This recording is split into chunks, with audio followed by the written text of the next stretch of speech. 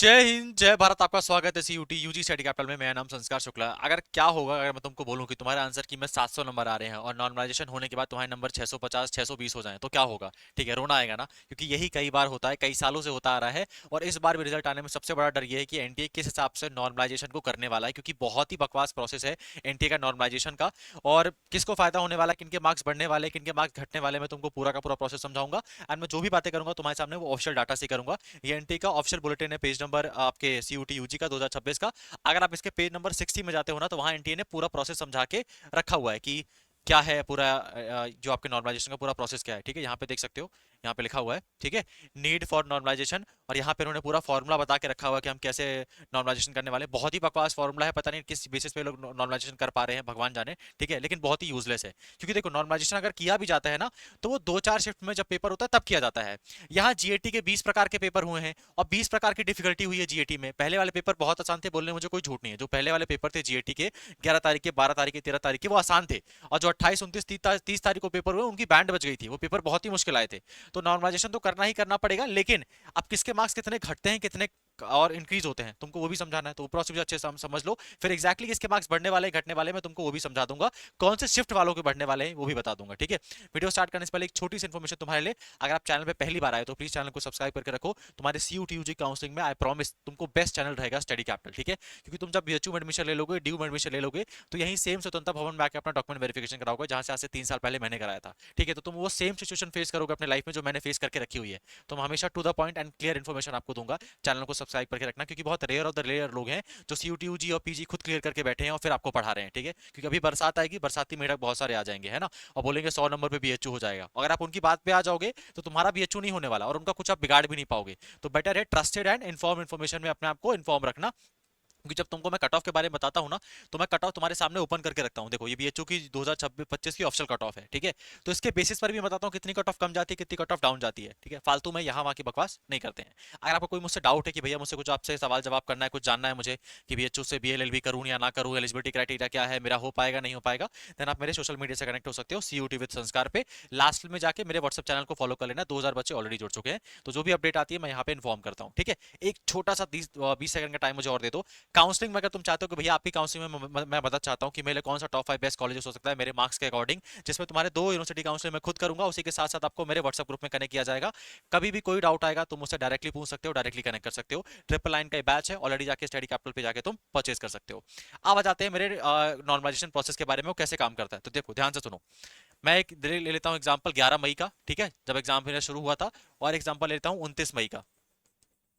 इस दिन मान लो मेरा जीएटी का पेपर था, अब मेरे दोस्त का भी जीएटी का पेपर था। ठीक है, मेरा पेपर आया बहुत इजी। ठीक है, मेरे आए गए एकदम 250 में से मेरे आ गए 200 नंबर। ठीक है, और मेरे दोस्त का 29 तारीख को पेपर आया था, उसका पेपर आए थे, उसके आए थे 250 में से मान लो 180 मार्क्स।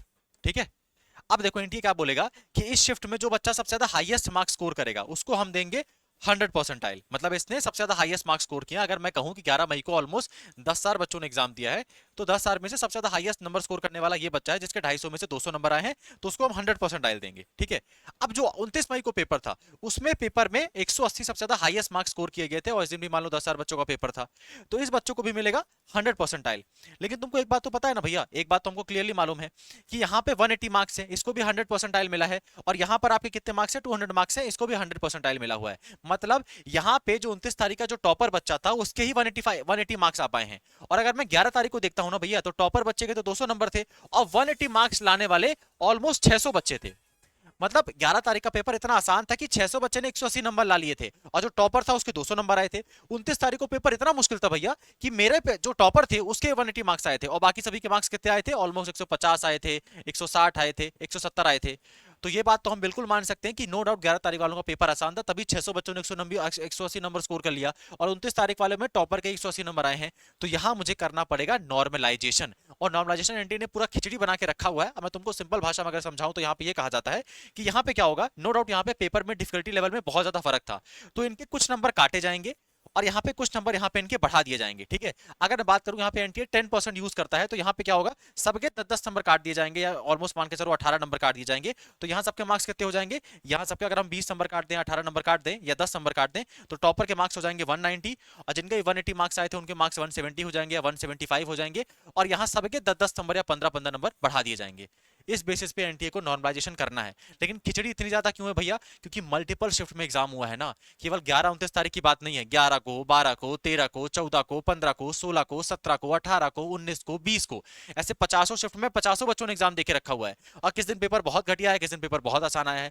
तो एनटीए अब ये कैसे कर पाएगा? इसी में खिचड़ी बनती है, क्योंकि कभी कभी शिफ्ट का पेपर इतना आसान हो जाता है कि भैया उनको बहुत ही नंबर मिल जाते हैं, और उनके नंबर केवल 10 से 5 नंबर ही कटते हैं। और जिनका शिफ्ट का पेपर मुश्किल आया है, उनको 10 नंबर मिलने के बाद भी कुछ खास फायदा नहीं है, क्योंकि 11 से लेकर जो 20 तक बच्चों ने एग्जाम दिया था, सबके बहुत मौज थे, पेपर बहुत आसान आया था, 250 में से 220 नंबर स्कोर किए थे, 10 नंबर कट गया, फिर भी उनके 210 नंबर आ गए। अब जिनका मुश्किल पेपर था, अगर तुमने 180 में उनके 10 नंबर बढ़ा भी दिए, तो भी उनके 190 नंबर ही हुए ना। प्लस एनटी के कई सारे एग्जाम में क्या होता है, क्वेश्चन पेपर गलत हो जाता है, मतलब क्वेश्चन गलत होते हैं, तो वो क्वेश्चन को हटा दिया जाता है, उससे और दिक्कत आ जाती है हमारे नॉर्मलाइजेशन वाले प्रोसेस में। तो ये सारा का सारा दिक्कत है, जिसमें हमको चीजें देखने को मिलती है। एक जो चीज जो मैं पिछले 3 सालों से देख रहा हूं, वो मैं बता सकता हूं आप लोगों को, जिनके भी ऑलमोस्ट 20 से लेके 30 तारीख तक एग्जाम थे, आपके मार्क्स नो डाउट बढ़ेंगे, आपके मार्क्स नो डाउट बढ़ के आएंगे, ठीक है, क्योंकि तुम्हारे पेपर टफ आए थे, ये बात सबको पता था। और जिनके एग्जाम 11 से लेके 20 तक थे, आपके कुछ मार्क्स डिडक्ट होंगे, ठीक है, डिडक्ट होंगे, ध्यान रखना, चाहे वो लैंग्वेज हो, चाहे वो आपके डोमेन हो, चाहे वो आपके जीएटी हो, ठीक है। और जिनके लास्ट शिफ्ट में पेपर थे, लास्ट लास्ट के दिन में पेपर थे, आपके मार्क्स इंक्रीज होकर आएंगे, ध्यान रखना, तुम्हारे मार्क्स नंबर बढ़ के आएंगे। अगर तुम्हारे अभी टेस्ट सीरीज उसमें आंसर की में 160 या 170 नंबर आ रहे हैं, घबरा मत जाना, क्योंकि तुम्हारा अगर रिजल्ट आएगा, शायद तक तुम्हारे नंबर 185 हो जाए, 180 हो जाए, तो तुम्हारे नंबर बढ़ सकते हैं। जिनका पहले शिफ्ट में पेपर था, जिनके नंबर पहले शिफ्ट में वाले थे, उनके नंबर थोड़ा घट सकते हैं, इस बात को ध्यान रखना, ठीक है। लास्टली फिर भी अगर तुमको कोई डाउट रहेगा तो मुझसे पूछ सकते हो, कमेंट बॉक्स मैंने हमेशा ओपन करके रखा हुआ है, कोई डाउट रहेगा तो सीयूटी विद संस्कार सर्च कर लेना, इंस्टाग्राम पे जाके फॉलो कर सकते हो, और आप जाके डाउट अपना पूछ सकते हो। आप भैया जो आपका 1-to-1 काउंसलिंग वाला बैच है, वो मैं कैसे परचेज कर सकता हूँ? तो उसके लिए स्टडी कैपिटल की ऐप को डाउनलोड कर लेना, 4.6 रेटिंग है, ठीक है, हाईएस्ट सिलेक्शन देके रखा हुआ हमने, कोई आसपास भी नहीं आता सीयूटी पीजी में, सीयूटी यूजी में, ठीक है। यहाँ पे जैसे आप जाओगे सीयूटी यूजी क्रैश कोर्स में क्लिक करना, और क्रैश कोर्स में जब आप क्लिक करोगे, वहां पर आपको देखने को मिल जाएगा हमारा 1-to-1 काउंसलिंग बैच, एंड आप जाके उसको ज्वाइन कर सकते हो। कोई और डाउट रहता है, मुझे पता कोई और दिक्कत रहेगी आप लोगों को, परेशान मत होना। बीएचयू की अभी कट ऑफ तुम ये मत सोचना कि भैया उसने इतना बता दिया, मैं तुमको यहाँ पे रिजल्ट आ जाने दो, कितना बीएचयू का एग्जैक्ट कट ऑफ जाता है, कितनी चीजें क्या क्या रहती है, मैं तुमको सब चीजें यहाँ के बताऊंगा, अगर तुमने चैनल को सब्सक्राइब करके रखा हुआ है। Thank you.